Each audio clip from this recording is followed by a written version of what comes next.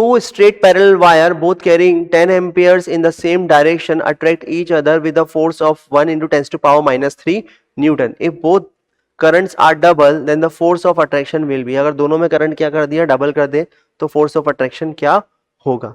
तो हम जानते हैं कि फोर्स ऑफ अट्रैक्शन कितना होता है. Force of attraction is equal to mu naught I1 I2 into L divided by 2 pi D. Clear? एक वायर की वजह से दूसरे वायर पर ये फोर्स होता है.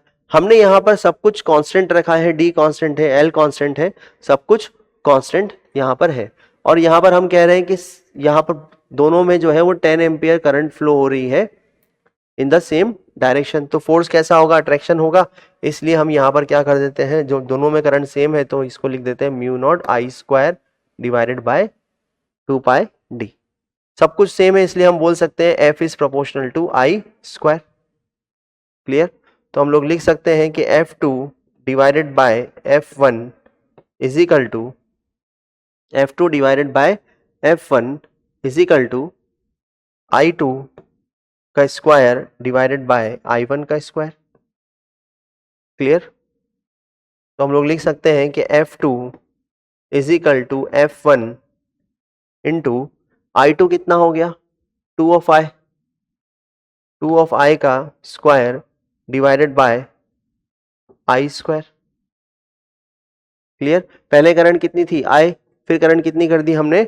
2I कर दी. उसका करंट का क्या कर दिया? डबल कर दिया. तो हम लोग लिख सकते हैं कि F2 is equal to 4 of F1. पहले से कितना हो गया? वो 4 गुना हो गया. F1 कितना है? F1 हमें क्वेश्चन में मेंशन करके दिया हुआ है कि F1 is equal to 1 into 10 to power minus 3 newton. ठीक, तो यहाँ पर हम वैल्यू पुट कर देते हैं. तो 4 into 1 into 10 to power minus 3 Newton.